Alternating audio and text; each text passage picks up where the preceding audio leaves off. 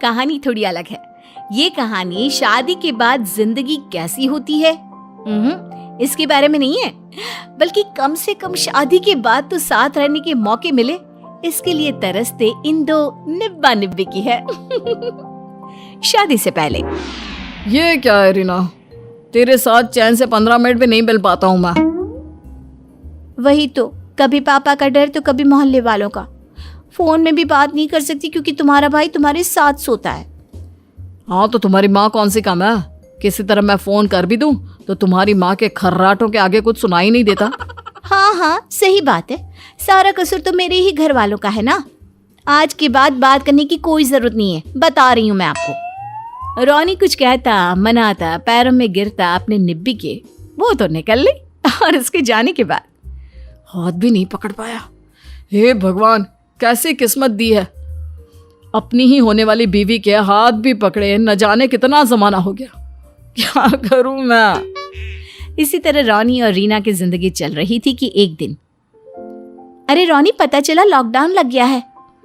हाँ, अब तो हम सब घर के अंदर बंद हो गए हैं। अरे मेरी रीना, अब तो तुम्हारी शक्ल भी देखने के लाले पड़ गए। कोई बात नहीं, फोन है ना, हम फोन पर बात करेंगे, क्यों? तभी रीना के पिता की आवाज आती है। अच्छा मैं चली, पापा बुला रहे हैं।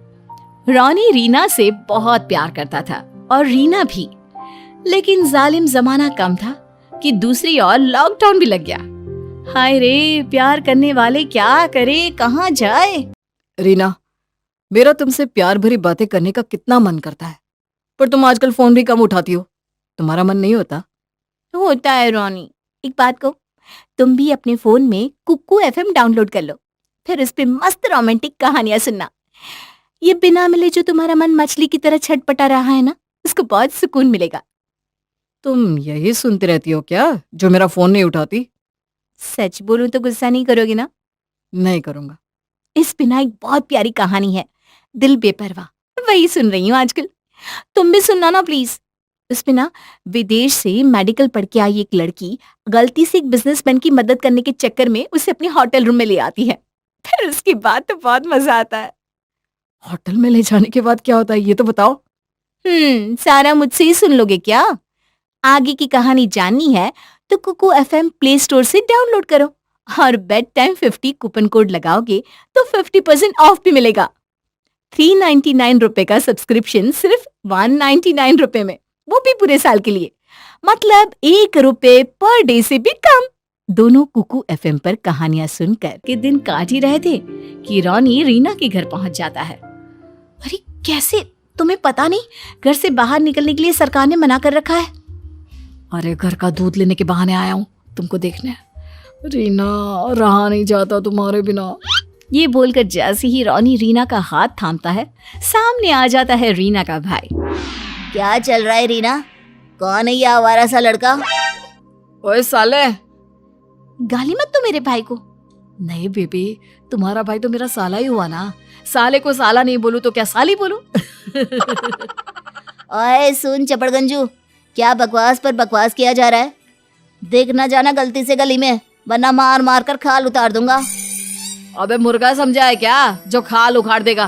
तेरी बहन का होने वाला पति हूँ मैं। अच्छा ये बात, रुक तो। भाई अंदर से डंडा लेने जाता है कि रीना रॉनी को भगा देती है। जा रॉनी, ये मार मार कर तेरा भूत निकाल देंगे। देख हाथ पकड़ा तो ये हाल हो रहा है, चल जाना यहाँ से।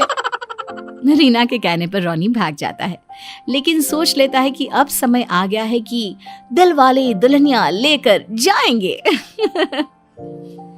यार क्या करूं, रीना के पास जाता हूं तो उसका भाई खड़ा होता है, दूर से फोन पर बात करूं तो बाप। अरे कितनी प्यारी है मेरी रीना, लेकिन हाथ पकड़ना तो छोड़, उससे बात भी नहीं कर पा रहा हूं मैं, ऊपर से लॉकडाउन। देख रोनी, तू अच्छा कमा रहा है और दिखने में भी हीरो है। कितनी लड़कियां तेरी दोस्त बन जाएगी, कोई और पटा ले। अरे चुप कर, मेरी रीना को छोड़कर मैं किसी के बारे में सोच भी नहीं सकता हूँ। कोई और रास्ता है तो बता। देख मामला सीरियस वाला है तो शादी कर ले। अरे शादी कर लेगा तो रीना भाभी तेरी, तू रीना भाभी का, फिर तो कोई नहीं रोकेगा ना तुझे उसके पास रहने से। उधर रीना भी अपनी भाभी से बात करती है। भाभी, भैया तो आज रोनी को मार ही डालते। रहने दे रीना, तेरा भाई बता रहा था कैसे बेशर्म की तरह उसका हाथ पकड़कर खड़ी थी। अरे पापा की इज्जत नाम की कोई चीज है, मोहल्ले वाले देखते तो। अरे तो क्या करूं, ना बात कर पाती हूँ ना उसे देख पाती हूँ। पता है कितनी लड़कियां मरती है उस पर, लेकिन वो मेरे पीछे पागल है। भाभी, आप किसी तरह कुछ जुगाड़ करो ना कि मैं अपने रोनी की हो जाऊं। हाय रे, देखो जरा लड़की की बेशर्मी। कल ही वो आवारा मार खा कर गया है यहाँ से, हाथ पकड़ने की हिम्मत कैसे हो गई उसकी। कैसी बेशर्मी, आप लोगों से बड़ा घर है उन लोगों का। और तो और जितना पापा भैया मिलकर कमाते हैं ना, उतना तो मेरा रोनी 15 दिन में उड़ा देता है। हाय रे, ऐसा क्या करता है तुम्हारा रोनी? YouTube चैनल चलाता है, बड़े पैसे वाला है। जानती हूँ कितनी लड़कियां मरती है उस पर। तभी भाई आ जाता है। क्या रे, ये सही बोल रही है क्या कि वो आवारा इतना कमा लेता है? हाँ माँ, सही बोल रही है। बस फोन के कैमरे में हाय गाइस करता रहता है। घंटों भर में तो मिलियन लोग देख लेते हैं। कर दो शादी, मैं तो बोलता हूँ। फिर क्या, दोनों घर वाले मिलते हैं और हमें तो लड़की पसंद है। लड़का लड़की साथ में अकेले में कुछ बात करना चाहते हो तो रोनी बेटा जाओ, रीना को छत दिखा लाओ घर की। रोनी तो खुश कि अब छत दिखाने के बहाने वो अपनी रीना के पास तो आ पाएगा, 2-4 पप्पी ले लेगा। रोनी का मन मयूर की तरह डोल ही रहा था कि अरे नहीं, छत वत बड़ी देख ली है रीना ने। आंटी जी अब तो इजाजत दे, शादी हो जाए फिर छत देखे बालकनी देखे, हमें कोई परेशानी नहीं है। रोनी का सुंदर सपना टूट जाता है। छत दिखाने के बहाने रीना से प्यार करना तो दूर, अब शादी तक का इंतजार। लेकिन अब बेटा, सब्र का फल मीठा होता है, कोई ना, बाद में छत दिखा देना। रोनी भाभी की तरफ देखता है और फिर मुस्कुरा देता है। सब अपने अपने घर की राह पकड़ लेते हैं। फिर एक दिन रोनी चौड़ा होकर रीना के घर आता है। रीना, ओ रीना, देख तेरा होने वाला पति आया है। चल जरा तुझे आइसक्रीम खिलाकर लाऊं। बाइक की चाबी भी है मेरे पास, आज जा मेरी हीरोइन। कल तक जो रोनी चोरी छुपे मिलता था वो सामने आकर खड़ा हो जाएगा, ये तो रीना ने सोचा ही नहीं था। अरे दामाद जी, क्या हाल है? आइए आइए बैठिए। अरे रीना की भाभी, जरा होने वाले दामाद जी के लिए रसगुल्ला, रसमलाई और गुलाब जामुन तो ले आओ। नहीं आंटी जी, आइसक्रीम खाने का मन है। बस रीना को लेकर जा रहा हूँ, हम दोनों आइसक्रीम खाकर वापस आ जाएंगे। अरे ऐसे कैसे? ये लीजिए, आपके लिए आइसक्रीम हम घर पर ही मंगवा देते हैं। बस अब क्या था, होने वाले दामाद की घर में वो खातिरदारी होती है कि रोनी का पेट ऐसे फूल जाता है जैसे गुब्बारा। क्या हुआ रोनी, चले कुछ खाने बाहर? दादा रीना, खाने के नाम से मैं परेशान हो रहा हूँ। इतना खाना कौन खिलाता है किसी को? तभी रीना के पापा आ जाते हैं। अरे दामाद जी, आजकल के जमाने में तो फिर भी दामाद की कम खातिरदारी हो रही है। हमारे जमाने में तो दामाद आता पैदल था, लेकिन खिला खिला कर उसे इतना मोटा कर देते थे कि वो जाता 4 पाई पर था। ना पापा जी, मैं तो बाइक से जा रहा हूँ। रीना, जरा बाहर तक तो छोड़ दे। रीना भी पापा की बात पर हंसने लगती है। वो रोनी को बाहर तक छोड़ने जाती है। रोनी मौका देखकर रीना का हाथ पकड़ लेता है। रीना, मेरी रीना, एक पप्पी तो दे दे। पागल है क्या? देख, ये सही नहीं है, जाना तू यहाँ से। लेकिन रोनी कहाँ मानने वाला था। वो जैसे ही उसके पास जाता है पप्पी करने के लिए, पीछे से भाभी आकर खड़ी हो जाती है। ओहो हो, बस बस बस, शादी के बाद जो करना है वो करना। हाँ चलिए, बाय बाय। चलो रीना, बाय बाय बोल दो। रोनी को भाभी को देखकर बहुत गुस्सा आता है। क्या बात है भाभी, आप लोगों के घर तो सीसीटीवी की भी जरूरत नहीं है, थोड़ी देर में कोई ना कोई निकल ही आता है। खैर, रोनी को तो रीना से पप्पी नहीं मिली, लेकिन शादी पक्की हो गई, इसी बात से वो खुश था। घर आकर, माँ, मैं ना शादी के बाद वो ऊपर वाले कमरे में रहूंगा। अपना कमरा मैं खुद बनवाने और सजाने जा रहा हूँ। अरे कहाँ ऊपर अलग थलग रहेगा, बहू भी बेचारी घर में खुद को अकेला फील करेगी। अरे अकेला क्यों, मैं हूं ना उसके साथ, और ऊपर सिर्फ कमरा है माँ, रहना तो सबके साथ नीचे ही है ना। अरे कर लेने दो जैसा करते हैं, आजकल के बच्चे कहाँ मानने वाले हैं। रॉनी रीना को फोन करता है। मैं हम दोनों के लिए इतना सुंदर और इतना बड़ा कमरा बनवा रहा हूँ कि तुम देखती रह जाओगी, कोई परेशान करने वाला नहीं होगा। बस जल्दी से शादी हो जाए। देखो तुम ना, शादी के बाद हम कहीं घूमने चलेंगे। हाँ अरे कैसे चलेंगे, लॉकडाउन लगा है ना। पूरी दुनिया तो घूम रही है ना, कोई ना कोई जुगाड़ निकाल लेना। हाँ बोल तो तुम ठीक रही हो मेरी जान, मैं देखता हूँ। खैर दोनों की शादी हो जाती है। अब तो कोई मुझे तुम्हारे पास आने से रोक नहीं पाएगा, अब तो तुम मिसेस रानी हो, मिसेस रानी। शादी के बाद दुल्हन बनकर रीना रॉनी के घर आती है। चले कमरे में।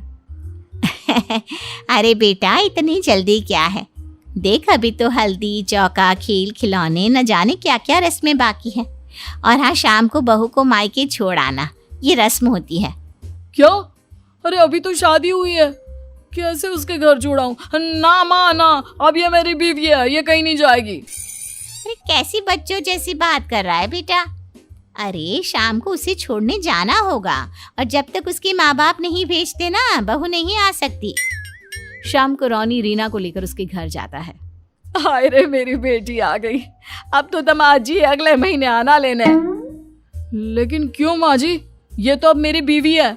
अरे हाँ हाँ वो तो है, लेकिन वो क्या है ना, शादी के बाद वो पहली बार मायके आती है ना बेटी, तो कम से कम 30 दिन तो मायके रहती है।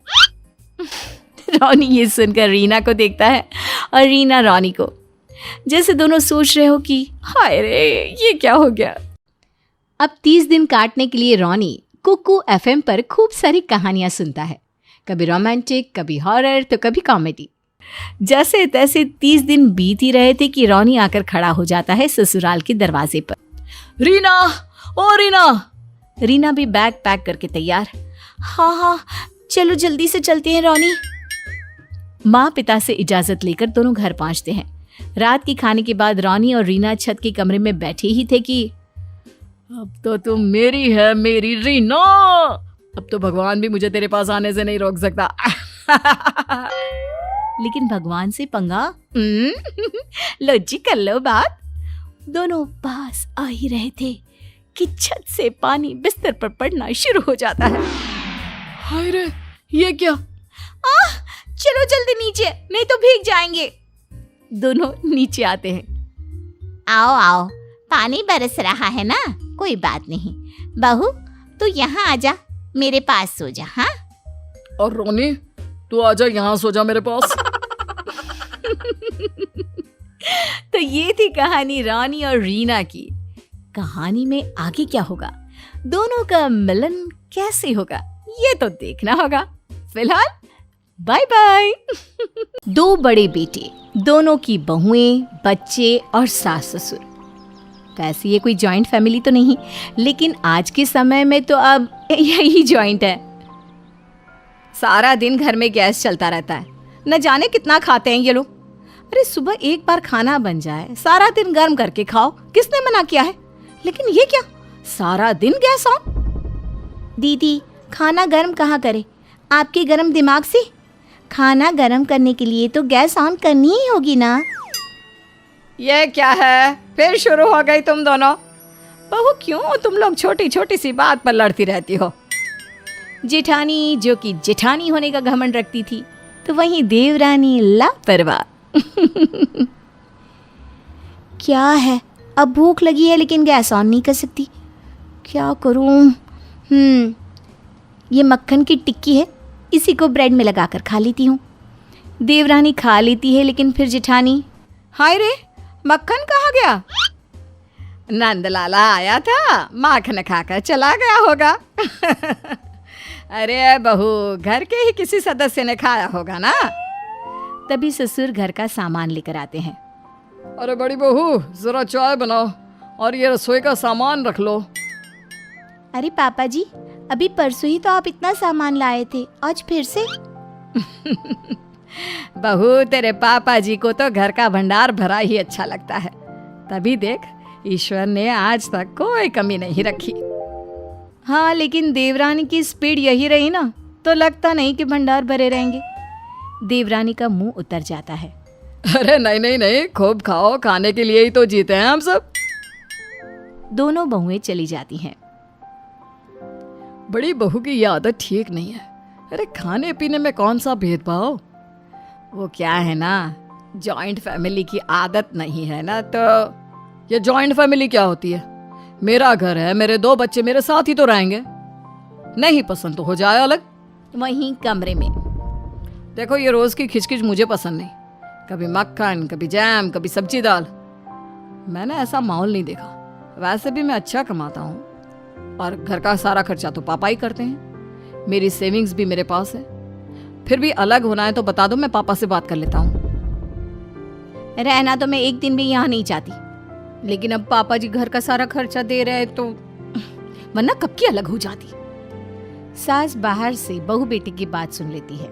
वो आगे बढ़ती है तो छोटी बहू के कमरे से, क्या है जी, आज जरा सा मक्खन ब्रेड खा लिया तो भाभी चिल्लाने लगी। बोल रही थी बाप के घर का माल है क्या जो खाई जा रही है। सास हैरान कि माना लड़ाई हुई, लेकिन ये बात तो थी नहीं। फिर सास कान लगाती है तो, अरे घर है, कौन सा उनकी जेब से पैसे लग रहे हैं जो खाने पीने की चीज में लड़ रही हैं। देखो भाभी को समझाने की कोशिश करो। वो ऐसे परिवार से आई है जहाँ पैसों की कमी होती थी। नहीं, अब बात हो गया, वो बड़ी है तो मैं चुप रहती थी, लेकिन अब बिल्कुल चुप नहीं रहूंगी।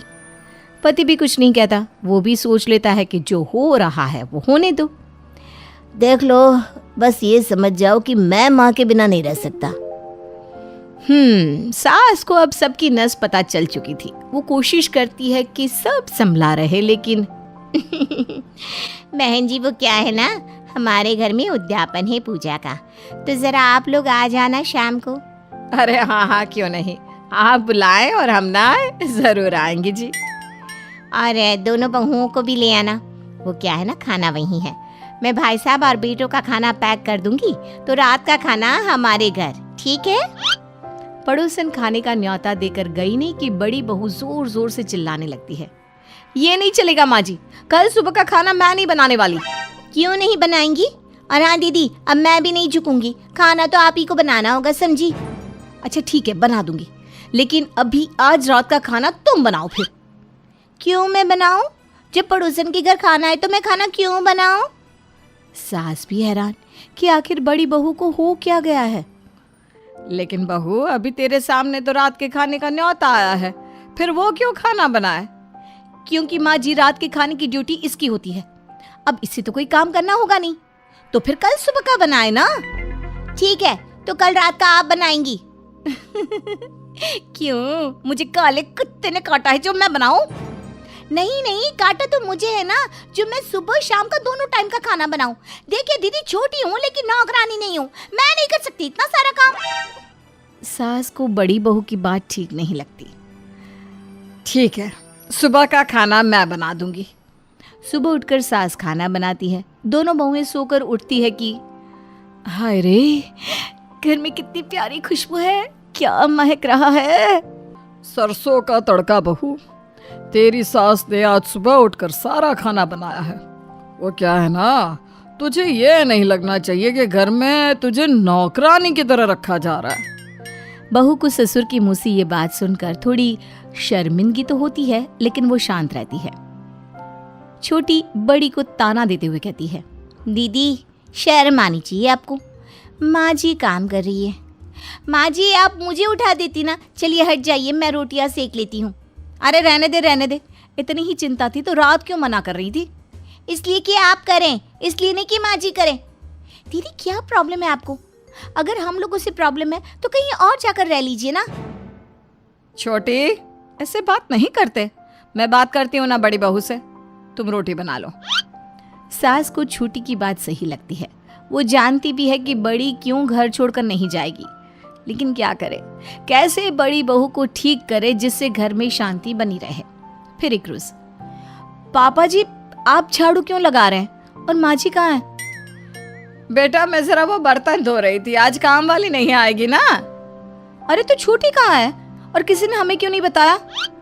बहू जॉइंट फैमिली है, सबके अपने अपने कमरे हैं, तो कौन कमरे से बाहर निकल कर देखे। अच्छा बहू, तेरे कमरे में भी तेरे ससुर जी झाड़ू लगा देंगे। हाँ ठीक है माँ जी। ससुर जी कमरा खुलाई है। सास बड़ी बहू की बात सुनकर हैरान रह जाती है। ससुर बड़ी बहू के कमरे में झाड़ू लेकर जा ही रहे होते हैं कि छुट्टी। अरे पापा जी, आप भाभी के कमरे में झाड़ू लेकर क्यों जा रहे हैं? क्या आज भाभी की पिटाई होगी झाड़ू से? हाँ तो कोई बात नहीं। जी नहीं महारानी, तुम्हें तो पता ही नहीं कि आज काम वाली नहीं आई है, तो पापा जी ने सारे घर में झाड़ू किया है।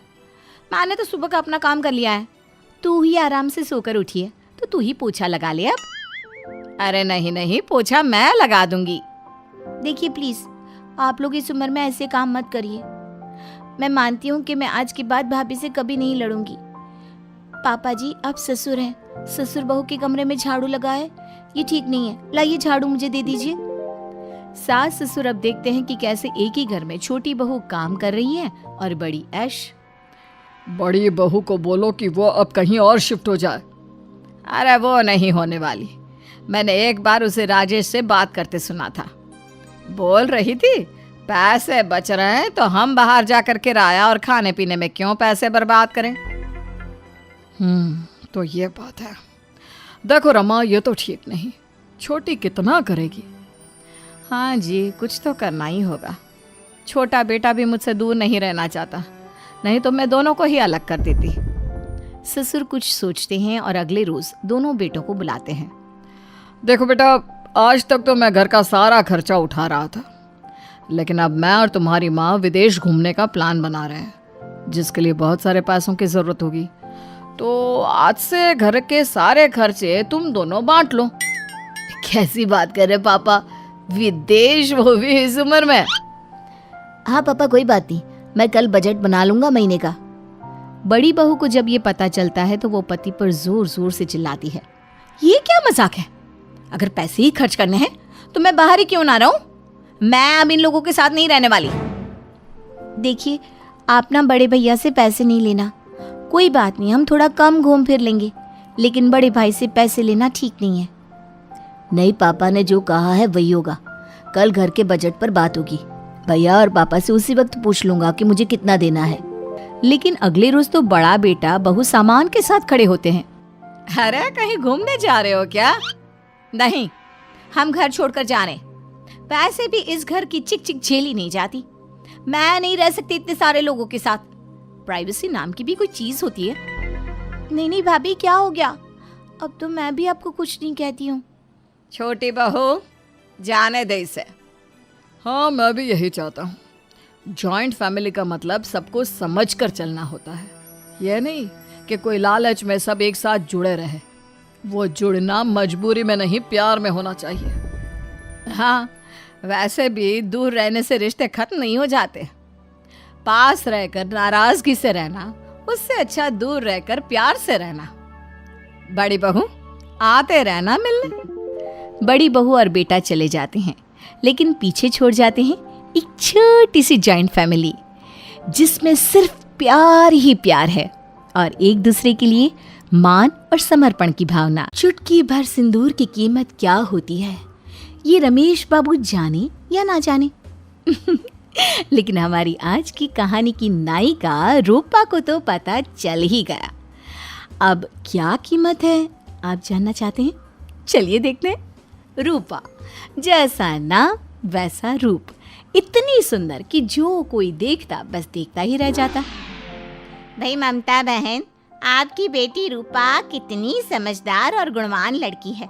इससे तो जो भी शादी करेगा वो किस्मत वाला ही होगा। अरे रहने दे, इसके पिता ने पढ़ाई लिखाई कराकर इसे सर पर चढ़ा रखा है। घर का एक काम नहीं जानती, पता नहीं कैसे ससुराल में कटेगी इसकी।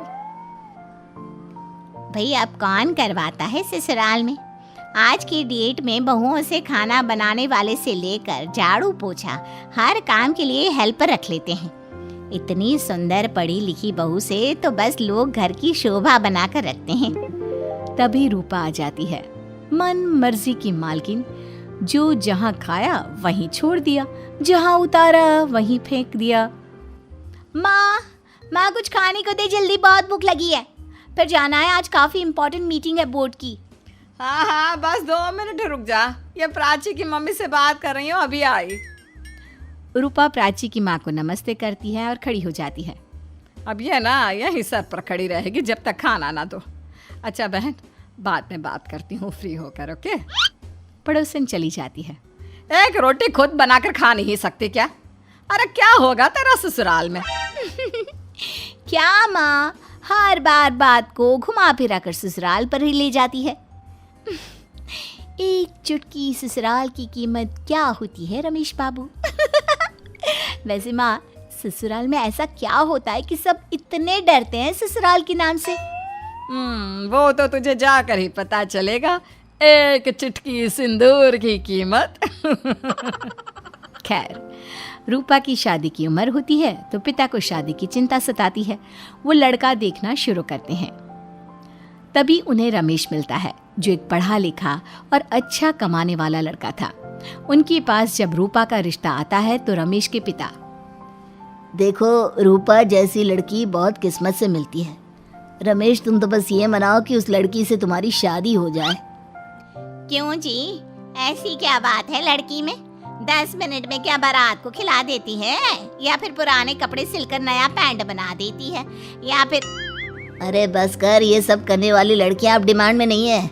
अब तो ऐसी लड़की की तलाश होती है जो बेटे के बराबर कमाए, दोनों खूब कमाए और खूब ऐश करे, बच्चों को अच्छा माहौल दे और पैसा जमा करे, सास ससुर भी खुश, बहू बेटा भी खुश। क्यों रमेश? हाँ पापा, वैसे मेरे पास पैसों की कमी नहीं है, लेकिन फिर भी माँ का सपना तो घरेलू बहू का था। बाकी आप लोग आपस में बात कर लीजिए। अरे रहने दो कमाई, बहुत कमाता है बेटा हमारा, हम लोगों को ज़रूरत नहीं है कोई पैसे वैसे की। आप तो बस एक काम करो, उस लड़की से ये पूछो कि घर का क्या क्या काम आता है।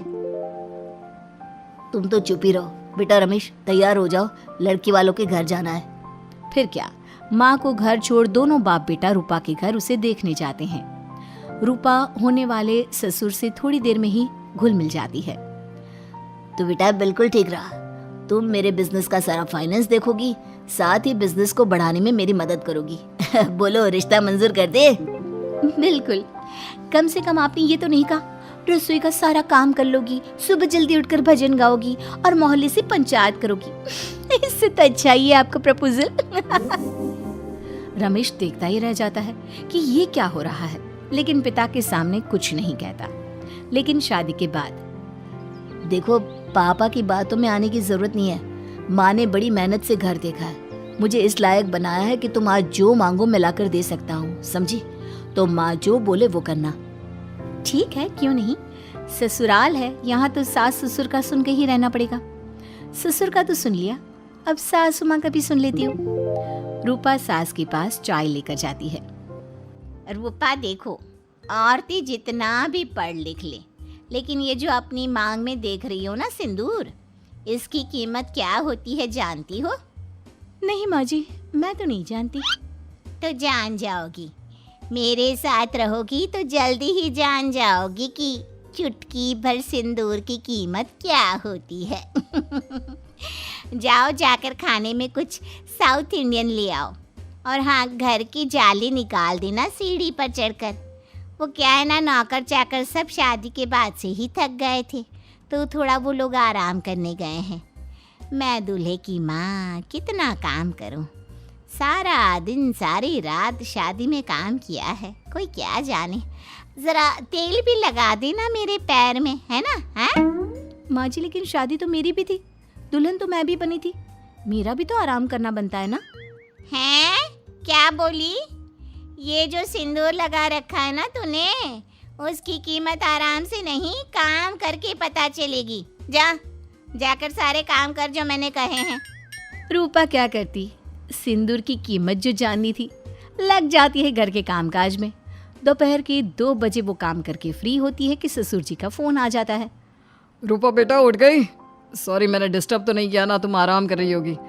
बेटा वो क्या है ना, गाड़ी भेज रहा हूँ, क्लाइंट मीटिंग है, तुमको अटेंड करनी है, जल्दी से आ जाओ। रूपा जो अभी तो बेड पर बैठी थी कमर सीधी करने के लिए, वो ससुर जी की एक आवाज में उठकर ऑफिस पहुंच जाती है। हाँ हाँ, आओ आओ बेटा। So she is my daughter in law, शील कंटिन्यू द मीटिंग। ससुर तो पल्ला झाड़ कर निकल लेते हैं और जाते जाते बेटा बहुत ज़रूरी है ये डील हम लोगों के लिए। सिंदूर की कीमत अदा करनी है ना तुझे, है ना? Good luck. हाय रे बेचारी रूपा समझ ही नहीं पाती कि क्या करे। सारा काम निपटा कर वो घर पहुंचने ही वाली होती है कि पति का फोन आ जाता है। रूपा वो क्या है ना, मेरे कुछ दोस्त तुमसे मिलने आने वाले हैं, तो ज़रा बढ़िया सा खाना बना देना। तुमने आज जो सब्जी दी थी ना वो खाकर तो सारे पागल ही हो गए। अच्छा सुनो, कुछ ना मीठा भी ज़रूर बनाना, ओके? बाय। और हाँ, लाज रख लेना ज़रा सिंदूर की अपने, हैं? हाय रे सिंदूर, ये सिंदूर की लाज और कीमत रूपा का तो हाल बेहाल हो रहा था। लेकिन क्योंकि पति के दोस्त आने वाले थे तो रूपा भी लग जाती है किचन में। ढेर सारा खाना बनाकर फिर से तैयार होकर पति के दोस्तों का स्वागत करती है। और रात में क्या बात है, बड़ी थकी थकी लग रही हो, नींद ज्यादा हो गई है क्या आज? हाँ? रूपा को इतना गुस्सा आता है कि मन करता है कि अभी पति को एक लात मारे और बिस्तर से नीचे गिरा दे। लेकिन क्या करती बेचारी, सोच में पड़ जाती है कि दिखाया क्या और मिला क्या। अभी आधी रात गुजरी ही थी कि सास के जोर जोर से चिल्लाने की आवाज़ आती है। रूपा डर जाती है। अरे उठो, माँ को फिर से भूत का साया चढ़ गया है। रूपा की तो बिल्कुल हालत ही नहीं हो रही थी कि वो उठ सके। वो लेटे लेटे ही कहती है, अच्छा कैसा भूत, मुझे ना नींद आ रही है। अरे कैसी बीवी हो, सास पर भूत चढ़ गया और तुम्हें सोने की पड़ी है। सुहाग की कोई परवाह नहीं है, बस नाम का सिंदूर लगाया है क्या? सिंदूर, उफ, ये शब्द सुनकर रूपा परेशान सी हो जाती है। वो उठ जाती है, सास के कमरे में जाती है जहाँ ससुर डर कर कोने में खड़े होते हैं। बहू तुम ही कुछ करो। ये क्या रोज होता है सासू माँ को? नहीं, आखिरी बार तो सन 80 में हुआ था जब माँ जिंदा थी, और आज तेरे आने पर। हाय रे बहू की किस्मत, रात को सोना था वो भी नहीं सो सकी, पूरी रात जगी। रूपा परेशान हो जाती है, तभी ससुर की आवाज़ आती है, बेटा तेरी सास सो गई है, जा जाकर चाय बना दे। हाय रे फूटी किस्मत, किसी तरह बेचारी रसोई तक पहुंची थी कि माँ का फोन आता है। कैसी है मेरी बेटी, ससुराल में ऐश कर रही है? माँ को फोन करने का वक्त भी नहीं मिलता क्या? पता चल गया ना एक चुटकी सिंदूर की कीमत क्या होती है? रूपा कुछ नहीं बोलती, बस सर पर हाथ रख लेती है। चौधरी परिवार जबलपुर के पास एक गांव चंदनपुर में रहता था। घर में 2 बेटे अमित और रत्नेश थे। माँ बाप बूढ़े हो गए तो ज्यादा कुछ नहीं बोल पाते थे और दोनों भाई हर समय जमीन के बंटवारे के लिए लड़ते रहते थे। इसी कारण बड़ा भाई अमित अपनी पत्नी को लेकर शहर में नौकरी करने चला गया और रत्नेश को यहीं गाँव में माँ बाप के पास रुकना पड़ा। अरे बेटा, आज अमित का फोन आया था, कह रहा था कि जमीन के कागज तैयार हुए या नहीं। अब क्या जवाब दूं मैं उसे? सारी गलती तुम्हारी और बाबूजी की है माँ। भैया तो शहर चले गए हैं ना, वहाँ अच्छी खासी नौकरी भी कर रहे हैं। हम यहाँ धूप में मेहनत करके फसल उगा रहे हैं, तो खेत तो हमारा ही होगा ना। भैया क्यों अपना हिस्सा मांग रहे हैं? क्या बेटा, तुम दोनों इतने समय से लड़ाई कर रहे हो, आखिर में सगे भाई हो तुम। ये तो भैया को समझना चाहिए ना बाबूजी। हमसे तो फोन पे बात करने की हिम्मत नहीं है उनकी, तो बस आप दोनों को परेशान करते रहते हैं या फिर रीना भाभी से फोन लगवा देते हैं, और हम कोई उनके नौकर नहीं है। दोनों भाई मानने को तैयार ही नहीं थे। दोनों अपनी अपनी जिद पर अड़े हुए थे। रत्नेश अपनी भाभी यानी कि रीना से ज्यादा बातचीत नहीं करता था। दोनों बस कभी कभी फोन पर एक दूसरे का हालचाल पूछ लेते थे। लेकिन एक दिन रत्नेश को रीना का फोन आता है। हाँ भाभी, नमस्ते। हेलो, नमस्ते रत्नेश भैया, माँ बाबूजी बढ़िया है ना? हाँ भाभी, वो दोनों ठीक है। आजकल बड़े खुश दिखते हैं आपके भैया, और दिन भर आपकी ही बातें और आपको ही याद करते रहते हैं। आप तो जानते ही है ना उनका प्यार, बस आपसे कह नहीं पाते वो। ये सब झूठ बोलने की जरूरत नहीं है भाभी, मैं भैया को अच्छे से जानता हूँ। अरे रत्नेश भैया, आप यहाँ जबलपुर आइए तो सही, सब ठीक हो जाएगा। आप कल की ही बस से आइए और 1-2 दिन में आपके भैया भी अपने टूर से वापस आ जाएंगे। पर भाभी, परवर कुछ मत कहिए अब आप, जल्दी से यहाँ आ जाइए। माँ बाबूजी अपना ख्याल 1-2 दिन खुद ही रख सकते हैं, इतने भी बूढ़े नहीं है वो। अपनी भाभी की बात सुनकर रत्नेश अगले दिन जबलपुर के लिए निकल जाता है और सुबह अमित के घर पहुंचता है। अरे रत्नेश भैया, आइए आइए, स्वागत है आपका हमारे छोटे से घर में। नमस्ते भाभी, घर तो बढ़िया है आपका। ये माँ ने कैरी का अचार भेजा है आप लोगों के लिए। इस सब की क्या जरूरत थी? मैं तो सिर्फ आपसे मिलना चाहती थी। आप हाथ मुंह धो लीजिए, तब तक मैं चाय लेकर आती हूँ। आधे 1 घंटे में आपके भैया भी आते ही होंगे। रत्नेश वॉश बेसिन के पास मुंह धोने लगता है। तभी कुछ देर में रीना वहां आकर उसे पीछे से पकड़ लेती है और रत्नेश एकदम से घबरा जाता है। अरे रत्नेश भैया, इसमें क्या गलत है? आखिर देवर हो आप मेरे, इतना हक तो बनता है ना मेरा। दूर हो जाइए मुझसे, मैंने क्या सोचा था और आप ये क्या कर रही हैं? ऐसा भी क्या कर दिया मैंने? असली काम तो मैं अब करूंगी।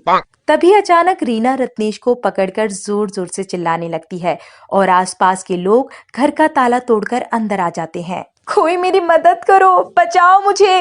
देखो, ये मेरा देवर मुझे देखते ही मेरे साथ क्या करने की कोशिश कर रहा है। कोई पुलिस को फोन लगाओ। रत्नेश कुछ समझ नहीं पाता और लोग उसे पकड़ लेते हैं और पुलिस को बुलाते हैं। तभी कुछ देर में अमित भी घर आता है और जमी हुई भीड़ को देखकर पूछता है, ये भीड़ क्यों लगा रखी है मेरे घर के सामने? क्या है ये सब? अमित, अच्छा हुआ आप यहाँ आ गए। ये देखो, आपका छोटा भाई रत्नेश बिना बुलाए यहाँ आ गया और इसने आते ही आपके ना होने की वजह से आपका फायदा उठाते हुए मेरे साथ क्या करने की कोशिश की।